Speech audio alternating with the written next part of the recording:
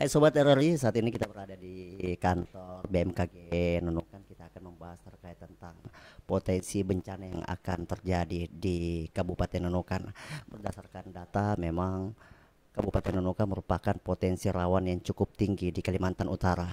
Dan sampai saat ini khususnya periode tanggal 1 hingga tanggal 22 September tercatat ada sekitar 4 kejadian kebakaran, baik yang ada di Desa Mansalong, di Sebatik, di RRI, dan di Blok 3. Bahkan salah satu penyebab terjadinya kebakaran tak lain daripada ulah kelalaian manusia dan termasuk juga pengaruh cuaca yang sampai saat ini tak menentu, kadang panas, kadang hujan, dan angin kencang menjadi salah satu penyebab api berkobar dengan cepat dan menjalar ke daerah rumah dan sekitarnya. Saat ini saya sudah bersama dengan Kepala BMKG Nunukan, Pak William Senaga. Selamat pagi, Pak William. Selamat pagi Pak Rusdi. Ya, kemudian ada Kepala BPD Kabupaten Nunukan, Pak Arif Budiman. Ya, ya. Gimana kabar pagi ini, Ya, Pak Arif? alhamdulillah baik-baik saja. Alhamdulillah Iya. sehat Pak Rusdi. Ya, Sobat RRI, kita akan membahas ini lebih mendalam terkait tentang masalah potensi bencana yang ada di Kabupaten Nunukan, baik yang sudah terjadi maupun potensi yang akan terjadi untuk di bulan-bulan selanjutnya. Dan potensi yang menunggu ini tak lain dan tak bukan adalah cuaca ekstrim berupa panas ini, Pak. Karena memang tahun 2025 ini kita kebanyakan hujan, curah hujan basah ya Pak ya. Sementara mungkin 2026 ke depan akan mengancam cuaca ekstrem berupa yang cukup panas. Potensinya ini Pak, tadi kita berbicara kebakaran, ini embun Pak. Itu bisa kosong, waduk kita bisa kosong. Pertama terbatas dan kita hanya mengandalkan tak ada air hujan Pak. Pak William, kalau dari kacamata BMKG dan perakiraan, baik perakiraan harian, mingguan, bulanan, dan tahunan, apakah sudah ada tercatat Pak untuk tahun 2026 Pak? Baik, terima kasih Pak Rusdi dan Sobat RRI dimanapun Anda berada. Untuk potensi kekeringan di Kabupaten Nunukan ini, seperti kita ketahui bahwa wilayah Kabupaten Nunukan ini kan cukup luas ya, membentang mulai dari di Pulau Besar Kalimantannya, terus ada juga di Pulau Nunukan dan di Pulau Sebatik. Nah, secara umum sebenarnya untuk musim kita itu kalau untuk di wilayah 3 ya kita menyebutnya yang Kalimantan besar itu curah hujannya cukup tinggi dan hujan sepanjang tahun. Nah, untuk wilayah yang mempunyai musim kemarau itu ada 2, yaitu Pulau Nunukan dan Pulau Sebatik. Jadi kedua wilayah ini nanti BMKG baru-baru ini sudah mengadakan rapat perakiraan musim hujan. Nah, untuk tahun 2026 itu di Pulau Nunukan dan Pulau Sebatik ini akan ada juga kekeringan, tetapi masanya cukup pendek. Demikian Pak Rusdi. 2026 ada ancaman kekeringan tapi masa yang pendek Pak ya. Ya betul. Kira-kira kalau masanya yang pendek itu Pak sekitar 1 bulan, 2 bulan, 3 bulan? Ya kalau dari perakiraan musim itu kita lihat sekitar 1 bulanan itu di bulan Februari Pak Rusdi. Bulan Februari. Februari. Tapi tidak menutup kemungkinan cuaca panas juga terjadi bulan-bulan selanjutnya Pak ya. Ya, jadi kalau cuaca panas ini mungkin kalau kita melihat cuaca ini kan harian Pak Rusdi. Iya. Nah, untuk di Nunukan ini kita itu kadang-kadang di siang hari kan dari pagi sampai sore hari itu cukup panas gitu. Tetapi tidak menutup kemungkinan ada kejadian hujannya di pagi sampai sore itu. Demikian juga di malamnya itu ada potensi hujannya. Tetapi besok paginya itu nanti pagi sampai siang panas lagi gitu. Oh, baik. Yeah. Pak William, apakah sudah ada dilakukan pernah penelitian tempat waduk yang paling tepat Pak untuk di Pulau Nunukan? Mengingat tempat embun kita yang ada saat ini masih terbatas dan mungkin membutuhkan 2 atau 3 embun lagi untuk memenuhi kebutuhan ketika terjadi kelangkaan air bersih Pak, krisis air. Ya, jadi kita memang BMKG ini kan instansi pusat vertikal yang memang mengurusi masalah mengenai pengamatan cuaca, termasuk itu curah hujan. Nah, kita sudah berkoordinasi dengan pemerintah daerah, Ya. kita beberapa kali diundang rapat untuk memaparkan bagaimana kondisi hujan di Pulau Nunukan itu sendiri, sehingga sebagai instansi yang menyediakan data sudah kita sampaikan.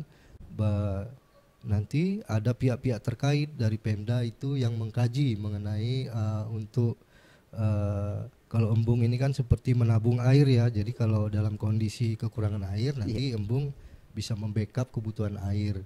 Nah ini kita sudah berkoordinasi, pihak PDAM juga sering, hampir setiap awal tahun mereka datang ke sini untuk berkoordinasi mengenai perakiraan musim hujan selama 6 bulan ke depan. Demikian Pak Iya. Rusdi. Baik, saya ke Pak Arief.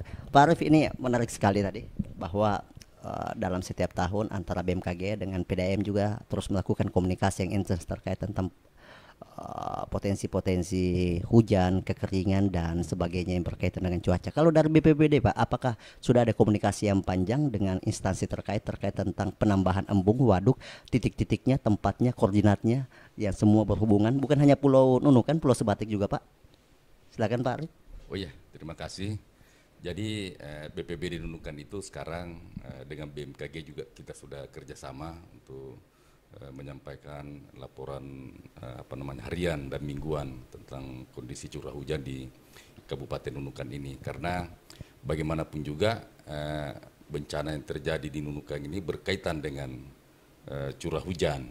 Jadi kalau misalnya kemarauannya panjang, curah hujannya rendah misalnya, itu bisa berdampak terhadap kekeringan. Seperti yang terjadi tahun lalu sampai 3 bulan, 4 bulan tidak hujan, itu embung kita hampir kering. Tapi alhamdulillah untuk tahun ini belum pernah kemarauannya ada tapi tidak terlalu panjang, yang seperti disampaikan tadi Pak Kepala BMKG, itu sekitar 1 bulan aja. Dan di embung itu, di PDM itu daya tampungnya bisa sampai 3 bulan menurut informasi. Jadi kalau misalnya dalam 3 bulan itu hujan, terisi lagi gitu. Jadi langkah-langkah yang perlu dilakukan untuk bagaimana agar ketersediaan air ini tetap ada di Kabupaten Nunukan, ya yang pertama itu dilakukan pengurukan air. Itu mungkin ranahnya di PU untuk melakukan pengurukan embung-embung yang ada. Kemudian menambah embung. Jadi ada rencana untuk tahun ini pembebasan lahan embung di di Gang Limau. Itu ada rencana untuk menambah, karena selama ini kebutuhan air di Nunukan Selatan itu disuplai dari embung Sungai Bolon dan Sungai Bilal, termasuk yang di Persemaian itu kan. Jadi kalau misalnya sudah ada embung di Gang Limau, itu bisa mensuplai wilayah selatan. Jadi itu bisa memperbanyak tampungan air. Termasuk di Sebatik juga sudah ada embung di sana, cuma mungkin tahun ini akan diperluas lagi embungnya itu supaya daya tampungnya lebih banyak. Jadi meskipun misalnya curah hujan rendah, ya tetap ketersediaan air di Kabupaten Nunukan terjaga gitu, untuk memberikan pelayanan kepada masyarakat. Baik, untuk di Pulau Nunukan itu sudah dipersiapkan Pak ya, kemudian Pulau Sebatik pun juga akan Ya. ditambah. Nah, kalau luasan wilayah embung yang ada di Sungai Limau Pak, apakah luasnya lebih besar daripada embung yang ada saat ini, baik di Sungai Bolong maupun di Sebilal sana Pak? Kalau untuk kapasitas itu yang cukup besar, termasuk di Sungai Bilal itu embungnya cukup besar, termasuk di embung Sungai Bolong atau yang di Persemaian itu tampungannya memang agak besar di situ. Jadi kalau misalnya memang ditambah, kan kalau ditambah itu kan biasanya bertahap dia pembebasan lahan dulu, itu mungkin makan waktu sekitar 2-3 tahun. Setelah pembebasan selesai baru dibuat rancangan fisiknya, dibangun. Jadi mungkin kita rasakan mungkin 3-4 tahun ke depan, tidak langsung gitu. Jadi untuk langkah-langkah saya lihat untuk dari Pemda itu untuk langkah awal ini di pengerukan. Sebenarnya kan ada pendangkalan embung-embung yang ada ini, jadi dikeruk. Dengan adanya pengerukan daya tampungnya lebih besar gitu. Itu yang pernah dulu dibahas di Pemda, bagaimana kita sambil menambah embung yang ada sambil dikeruk embung yang yang sudah ada. Rangkalan di situ supaya daya tampungnya lebih banyak lagi. Baik. Ini Pak, apakah memang hanya menjadi tanggung jawab kabupaten atau ada sentuhan campur tangan dari provinsi maupun pusat Pak? Kalau untuk Embung. biasanya itu ada juga bantuan kadang dari pusat gitu. Tapi kalau misalnya untuk pengurukannya biasanya dari Pemda, untuk anunya itu. Ya, Tapi pembebasan lahannya itu murni dari Pemda semua. murni. Karena biasanya dari APBN itu dari pusat, dia akan turunkan anggaran kalau lahannya sudah siap, sudah dibebaskan semua. Cuma kan kita ini kadang ya karena birokrasi, perizinan itu butuh waktu. Sebenarnya kan sudah dari tahun lalu dianggarkan, cuma belum tuntas, akhirnya digeser lagi di 2025. Mudah-mudahan tahun ini tuntas pembebasan lahannya, sehingga tahun depan bisa dikerjakan fisiknya. Baik, administrasinya memang yang harus dilengkapi Ya, harus sekali Pak, dilewati, ya. tidak Ya, bisa. Dan harus memiliki sertifikat juga mungkin Pak. Ya, harus ada sertifikat. Kemudian warga juga harus siap. Maksudnya harus siap melepaskan lahannya dengan harga yang sudah ditentukan. Kan ada tim nanti yang menilai. Ya, jangan sampai misalnya ada warga yang tidak mau, ya itu yang jadi masalah lagi. Iya. Sudah dia minta mahal baru harga yang ditetapkan oleh tim sekian gitu. Tapi kan biasanya disurvei dulu. Mungkin masyarakat dirugikan. Baik Sobat RRI, kita sudah membahas berkaitan masalah waduk ancaman kekeringan yang berpotensi terjadi tahun depan. Meskipun hanya sebulan, namun potensi sebulan kekeringan di Kabupaten Nunukan bisa menyebabkan krisis yang cukup banyak bagi ribuan warga yang tinggal di Pulau Nunukan maupun Pulau Sebatik. Selain itu, ancaman yang terjadi sepanjang bulan September ada 4 kali berupa kebakaran. Nah, Pak William, apakah salah satu penyebab terbesar kebakaran di Desa Mansalung dengan kecepatan angin saat itu Pak? Karena di sana semakin rumah yang padat pemukiman, sebagian besar terbuat dari rumah yang tidak permanen Pak, rumah kayu. Jadi cepat sekali menjalar. Apakah ada campur tangan angin yang pada saat waktu kejadian dini hari itu sehingga puluhan rumah sekitar 53 itu dengan cepat ludes terbakar Pak? Kalau dari catatan BMKG. Mungkin secara umum aja Pak Rusdi dan Sobat RRI, untuk faktor cuaca mungkin bisa mempengaruhi adanya suatu kejadian. Seperti saya ambil ilustrasi aja. Misalnya terjadi karhutla. Karhutla ini bisa terjadi kalau berhari-hari tidak ada hujan, terus dilakukan pembakaran. Nah,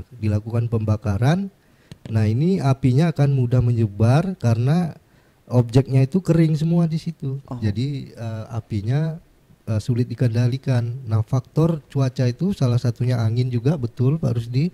Itu bisa membuat semakin wilayah kebakarannya menyebar.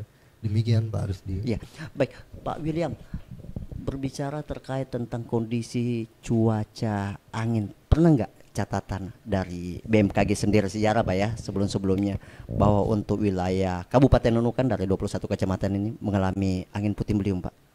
Ya, untuk di daerah bandara sendiri karena kantor kita kan adanya di wilayah bandara, itu memang kita belum pernah mengamati adanya fenomena puting beliung. Tetapi berdasarkan laporan yang kita lihat dari media massa, mungkin juga dari pihak wartawan, kadang ada di-upload beritanya begitu. Ada beberapa kejadian puting beliung, biasanya itu kalau yang saya baca itu di perairan gitu ya. Nah, kejadian puting beliung ini biasanya terjadinya itu di siang hari dalam kondisi cuaca panas gitu. Nah, nanti ada awan hitam, awan CB namanya. CB. Ya, awan cumulonimbus. Nah, inilah yang dapat berpotensi terjadinya angin puting beliung karena kondisi panas itu kan tekanan udara rendah ya kan. Nah, jika rendah di sekelilingnya bisa mengakibatkan pusaran angin. Demikian Pak Rusdi. Iya. Ya, Pak William, ini sejak dulu bahkan sampai sekarang pertanyaan masih berulang-ulang terus, Pak. Ya. Kenapa Pak? Wilayah Pulau Nunukan sebelah kanan hujan deras, sebelah kirinya panas terik. Apa penyebabnya itu? Di titik yang sama tapi hanya salah satu pembatas. Betul. Kok bisa hujan keras di sebelah sana, sebelah kirinya panas sekali? Apakah itu sebuah fenomena atau gimana Pak? Mungkin secara ilmiah dijelaskan Pak. Baik, terima kasih. Mungkin ini sebagai sarana edukasi juga. Memang kejadian hujan ini kalau kita lihat secara umum dimanapun itu hujan itu kan ada batas wilayahnya. Jadi misalnya hujan di satu tempat, ya kan, itu tergantung dari sebaran awan hujannya. Oh. Jadi jika awan hujannya itu tidak meluas, nanti hujannya di wilayah tersebut aja gitu Pak Rusdi.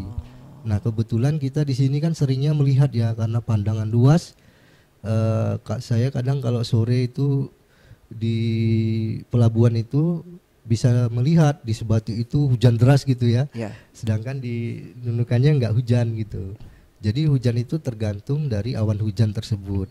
Nah, kenapa kejadiannya sering? Nah, ini memang karakteristik cuaca dan iklim di suatu wilayah itu dibagi-bagi. Jadi kalau kita termasuk karakteristik lokal. Jadi hujan lokalnya cukup kuat di wilayah Nunukan ini. Demikian Pak Rusdi. Hujan lokal tak merata gitu Pak ya? Ya, tidak merata. Baik. Itu yang sering saya alami Pak. Baik, Pak Arief, tadi sudah dijelaskan salah satu potensi menyebabkan kebakaran di Desa Mansalong dengan cepat menyebar adalah penyebabnya juga bagian daripada angin pada waktu dini hari. Kalau dari catatan BPBD sendiri sampai saat ini gimana tuh Pak? Apakah sudah ada ditemukan penyebab kebakarannya, kemudian berapa kerugian hingga saat ini catatan, apakah ada yang meninggal dunia, dan apakah ada yang juga luka-luka dilarikan ke rumah sakit atau seperti apa? Silakan Pak. Iya, khusus di Lumbis ini itu masih dalam penyelidikan kepolisian karena apa namanya memang kebakarannya besar sekali. Jadi dari Polres sudah menurunkan tim. Jadi untuk menyimpulkan apa penyebabnya itu ranahnya pihak kepolisian. Tapi kalau untuk kejadian-kejadian yang lain yang ada 3 ini seperti di RRI Blok 3 dan terakhir kemarin dulu di Sebatik itu karena arus pendek listrik. Jadi ada 4 kejadian, 3 sudah dipastikan arus pendek listrik. Dan yang di Lumbis ini belum karena itu masih didalami oleh pihak Polres untuk mencari penyebabnya karena memang luas sekali. Dan kejadiannya memang jam 3 subuh pada saat orang tidur semua itu. Sangat cepat Pak ya? Sangat cepat. Dan itu bisa dipadamkan di pagi, jam 7 pagi. Setelah kita dibantu juga dari dari pemadam dari Malino dikerahkan. Karena memang karena luas kebakarannya memang yang lebih cepat menyebar.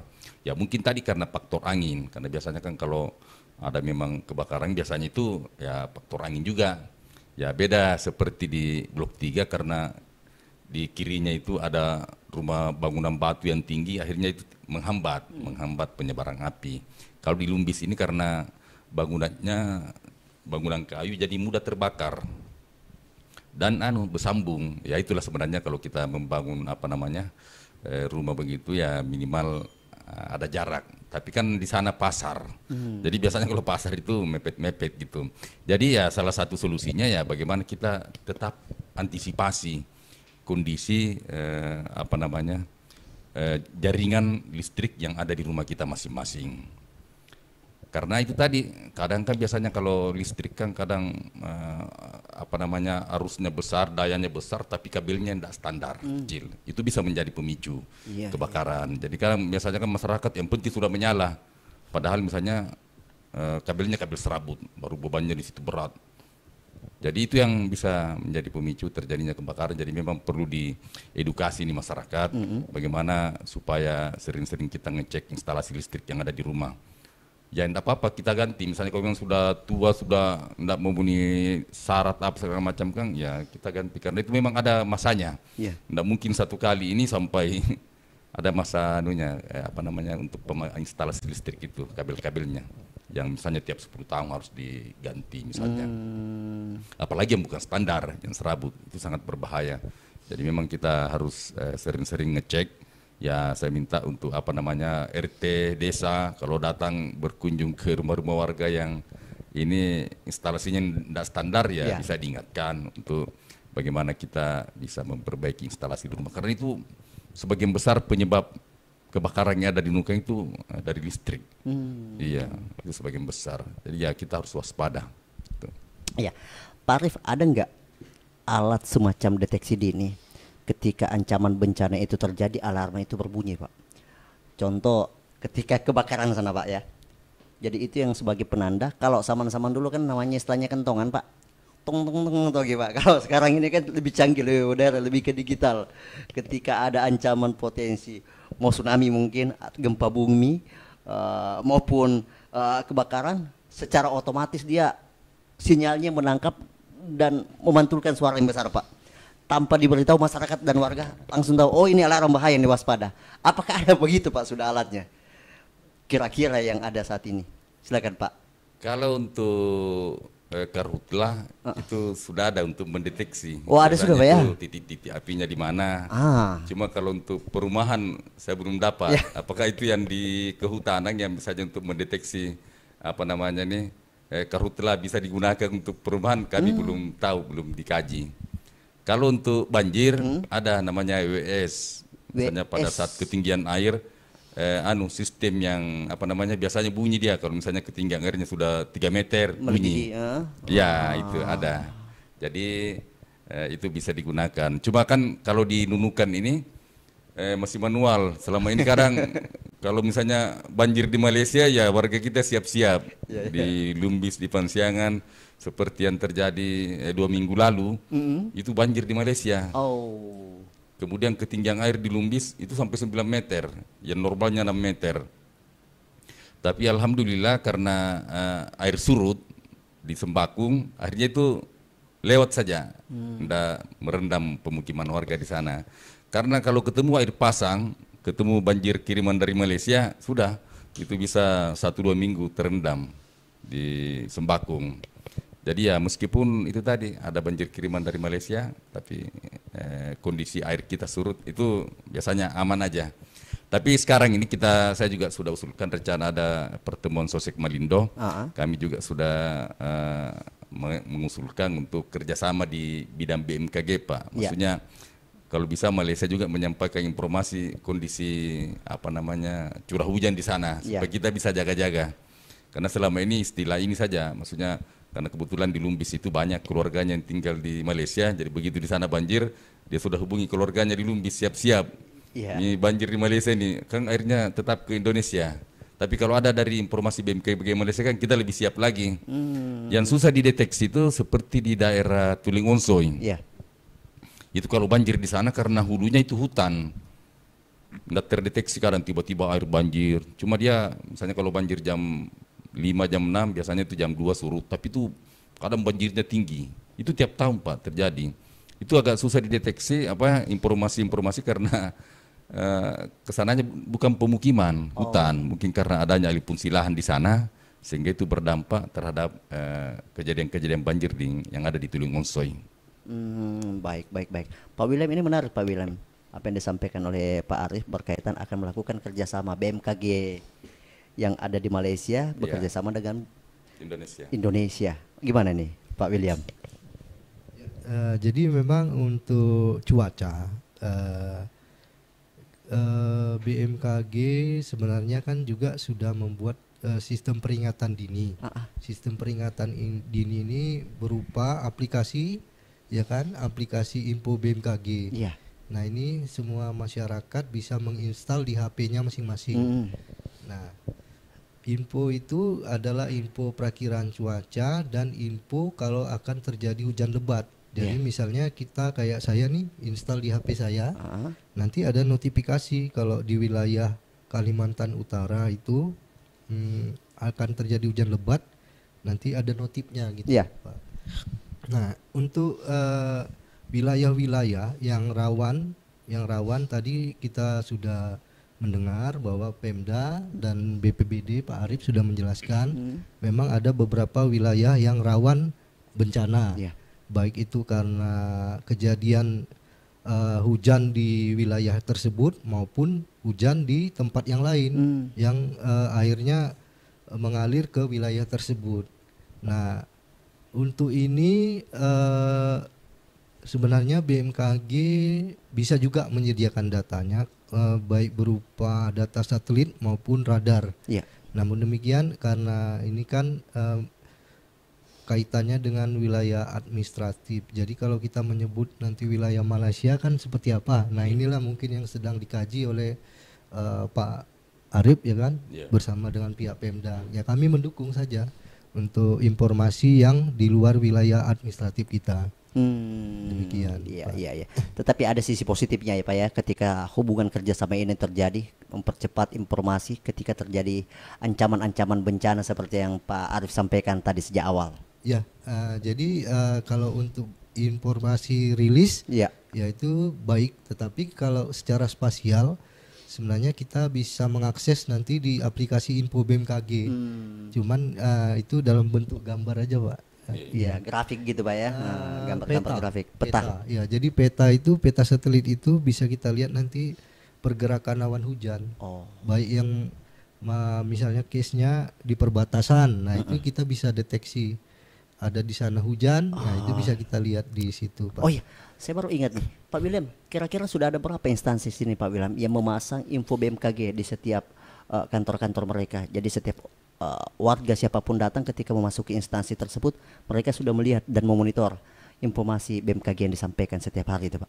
Ya, untuk itu ada beberapa instansi tergantung karena info BMKG ini kan cukup luas ya. Ada info mengenai maritim, ada penerbangan. Nah, kalau maritim di pelabuhan itu sudah ada. Sudah terpasang Pak ya? Terpasang itu di pelabuhan ini Limijung juga ada. Terus di BPBD ada WRS, Warning Receiver System, ya itu untuk info sistem peringatan gempa sudah ada juga Pak. Demikian. Baik, baik, baik. Kantor Pemda sudah ada Pak? Kantor Pemda mungkin Kantor diwakili Bupati. dengan BPBD ini Pak. Ya. Oh gitu Pak ya. Gempa ada Untuk di kantor. ada di kantor Pak ya. Baik, baik. Tapi idealnya mungkin harus ada di Pemda juga satu Pak ya. Idealnya. Ya sebenarnya jadi untuk display memang sebaiknya kalau banyak lebih bagus demikian Pak. Baik, baik, baik. Bagaimana ini Pak Arif? Idealnya untuk display lebih banyak lebih bagus sehingga setiap ASN yang berada di Kabupaten Nunukan secara tidak langsung mengetahui dan memantau ternyata infografis info BMKG seperti ini loh, dan mereka sejak ini bisa mengantisipasi seperti apa bentuk potensi-potensi, kodenya seperti apa, bentuk peringatannya bagaimana, seperti apa bentuk-bentuk peringatan yang ada di darat, laut maupun di udara, semuanya tercermin di info BMKG.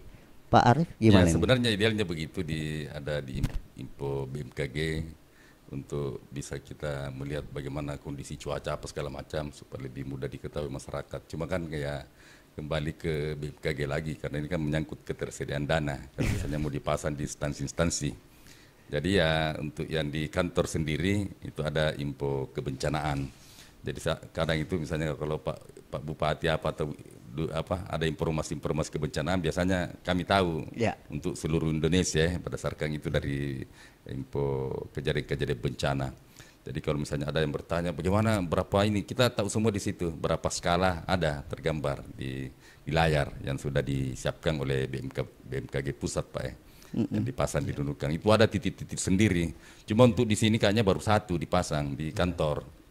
Kantor BPBD. Jadi informasi gempa biasanya minta informasi ke kami, misalnya dari Pemda berapa skala ini yang baru-baru terjadi misalnya kan? Iya. Itu ada tercermin di situ, skalanya sekian, 5, misalnya atau 6, skala Richter gitu. Di seluruh Indonesia. Iya. Ya. Baik. Tadi masalah kebakaran, kemudian potensi ancaman kekeringan, nah potensi banjir juga ini Pak. Ini dengan kondisi beberapa hari terakhir bahkan dini hari tadi juga kita diguyur hujan lebat disertai petir angin kencang dan guntur Pak. Ya. Ini sangat menakutkan bagi masyarakat yang mendengarkan ya. Ya Sobat RRI ya, dini hari tadi terjadi hujan deras yang cukup kencang. Kira-kira untuk pengantisipasi Pak, ancaman banjir, kemudian ancaman kekeringan, termasuk ancaman kebakaran. 3 poin utama yang paling penting yang kerap terjadi di Kabupaten Nunukan Pak. Apa yang perlu dilakukan masyarakat kepada potensi-potensi sehingga bisa diantisipasi sejak dini, dan himbauan juga Pak kepada masyarakat sebagai bagian daripada statement terakhir kita di podcast kali ini. Ya. Saya dulu. Pak William dulu. Oke. Silakan. Jadi Sobat RRI, untuk potensi-potensi bencana tadi sudah kita sama-sama mendengarkan. Itu potensi bencana ada dari hujan. Kondisi hujan ini kan bisa mengakibatkan banjir, terus tanah longsor juga, terus potensi kekeringan itu bisa mengakibatkan kebakaran apabila masyarakat melakukan kegiatan-kegiatan pembakaran. Untuk itu kita mengenali kondisi lingkungan kita masing-masing masyarakat. Jadi kita bisa beradaptasi. Kejadian hujan ini sebenarnya kan bisa juga tadi sebagai apa ya, sebagai cadangan air kita. Ini kan diperlukan ya kan untuk kehidupan sehari-hari. Nah, tetapi apabila kondisi lingkungan itu tidak tahan, tidak mempunyai ketahanan gitu, dia bisa mengakibatkan bencana gitu. Jadi ya masyarakat kalau terkait banjir ya membersihkan lingkungan, drainase, memperhatikan lingkungan tempat kita masing-masing. Untuk potensi angin kencang ya kita bisa melihat tempat tinggal kita, bagaimana kalau ada bangunan-bangunan, kalau yang ketahanan terhadap angin itu bisa diperhatikan. Nah, untuk kilat petir ya, kalau kita ada kondisi cuaca kilat petir, hindari tempat-tempat terbuka. Kalau sedang di jalan ya menghindar, menepi dulu gitu, jangan memaksakan diri berkendara gitu, itu berbahaya. Karena biasanya juga terjadi hujan itu jalan yang licin, jarak pandang juga berkurang gitu, jadi bisa mengakibatkan kecelakaan. Demikian Pak Rizky. Ya, Pak Arif silakan. Ya, terima kasih. Jadi kondisi cuaca memang di Kabupaten Nunukan itu sangat berkaitan dengan bencana-bencana yang terjadi di wilayah kita. Jadi contoh misalnya tadi kalau kemarau panjang itu dampaknya kekeringan seperti tahun lalu sampai 2 kali dalam setahun. Tetapi kalau misalnya cuaca hujan ekstrim, maksudnya musim keringnya sedikit, itu berdampak di kejadian banjir. Seperti tahun ini kejadian banjir cukup tinggi, termasuk kejadian longsor. Tapi kekeringan untuk tahun ini boleh dikata belum ada gitu. Karena itu tadi di awal Januari sempat ada kekeringan, ada curah hujan rendah tapi tidak sampai 1 bulan ya. Itu tidak mengganggu ketersediaan air PDAM. Jadi memang ada keterkaitan, yaitu tadi. Jadi tapi kalau untuk kebakaran rumah itu sebenarnya bukan bencana alam, tapi itu bencana non alam.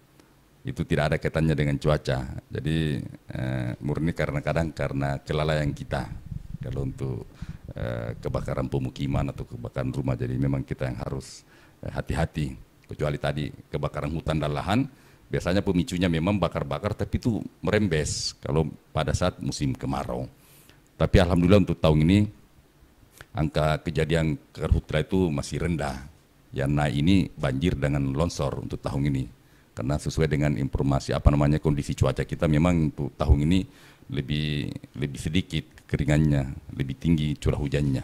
Itu yang perlu saya sampaikan, bahwa kita tetap waspada untuk mengantisipasi kejadian-kejadian yang terjadi di wilayah kita. Karena bencana ini kita tidak pernah duga kapan terjadi, di mana, jadi kita tetap waspada menghadapi bencana yang bisa terjadi setiap saat gitu.